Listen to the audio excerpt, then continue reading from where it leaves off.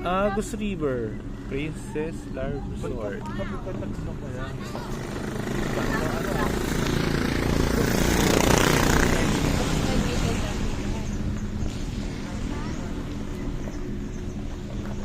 Hindi ako nakapag-stabilize.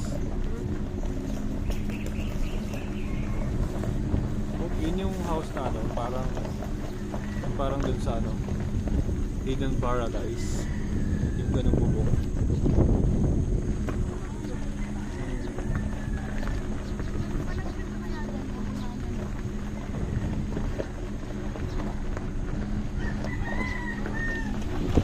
Kilometer 3 na pala tawag dito.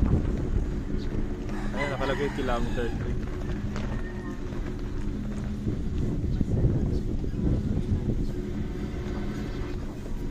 Mga cottage dito eh.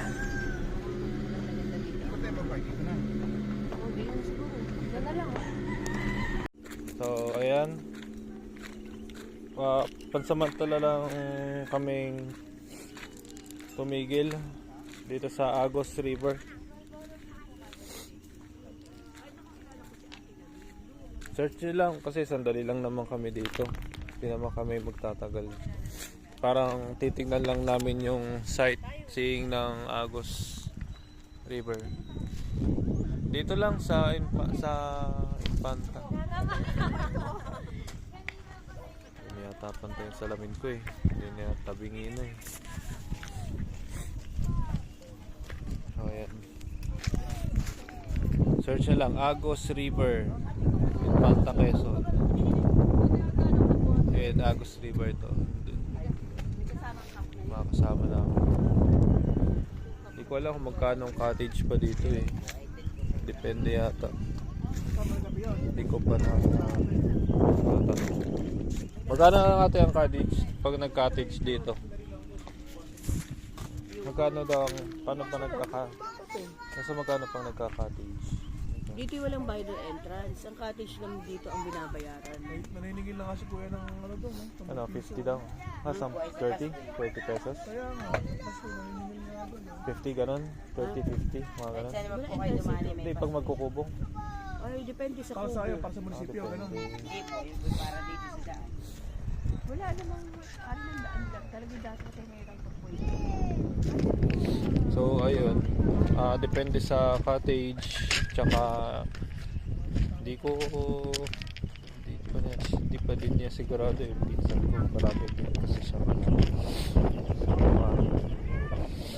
mga sightseeing. So ang entrance, wala namang entrance, so pwede naman kayong pumasok dito anytime. Wala naman silang, sabihin nyo lang pwede din kayo maglangoy. Ang may bayad lang talaga cottage lang. Cottage o mga maliliit na ganyan. Yan. Not sure lang kung magkano eh. Tsaka kasi depende sa cottage, depende din sa may-ari. Magkakaibang may-ari, hati-hati yan. So tignan natin ito. Dito kami ngayon sa ano? Princess Agus River. Dito daw parking. Dito kami dito. Kaya mga kasama namin. Ayun yung sasakyan. Ayun na, pamangkin ko. Dalawa. Hindi pala dito ang parking.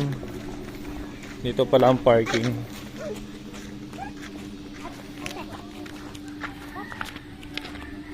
Dito. Maganda rito. Lumipat kami. Kanina, doon kami sa kabila. Doon pa yon.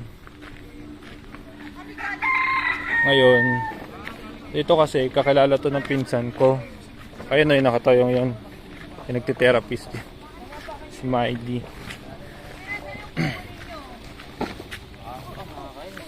Kaya kakilala nyo, dito na lang kami. So 500 yung cottage dito, tapos 1,400. 1,500. Sakit. Ngayon titignan natin. Oh, you know, picture mo yung tukay sa loob. Ayan. Tignan nyo. Si Kalik na, Ayan o, Agus o. Floating. Yan mo ka mo yung Floating, mas mahal yata dun eh. Parang naalala ko parang nasa 1.5 yata. No, matagal na yun. Or 1,000. Yung babayaran dyan. Dyan sa ano. Maganda dito, maliit na. Ang dami ko. Ganda ng ano. Maganda dito, try nyo talaga. Ang ganda dito, legit. Oh, parang meron na pala nito. Oh, tingnan nyo, meron pala nito. May sliding. Bago to. Oh, meron din pala doon sa dulo. Ang galing ng mga ano nila. May sliding pala oh. Pagka sino pang bata. Tingnan mo. Ano nangyari sa'yo? Ano nangyari sa'yo? Ha? Maglalamay ka? Ha? Tingnan mo. Nilalamig. Hindi, nadulas ako doon. Oh, tingnan mo. Eh, yeah. Oh, 1.5. Ganyan nakalutang. Oh, 1.5 pa rin. Kasi dati, last 2 years, 1.5 pa rin. I remember that. Pero dito, di ko alam eh. Parang nasa 500. Parang ganun kasi. 500 yung cottage. Galit. So, wait lang. Kukuha ako ng magandang picture at video.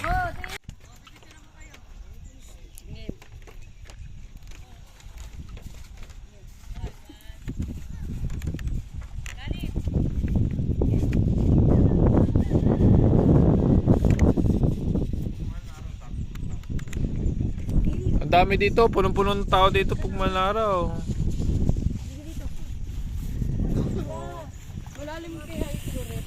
Yeah, another unexpected day 2. Naglalangoy naman kami dito ngayon sa Agos River. Oh, ito mga kasama. Tapos unexpected, overnight yan, unexpected na maglalangoy na ulit. So, ayun o, Agos River.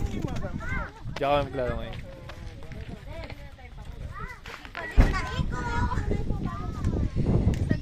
Medyo low battery na ako, kaya hindi na ako makakapag-vlog. As first time for a vlog. May ita pa, hoy. Okay? Pisoy na ita, oh.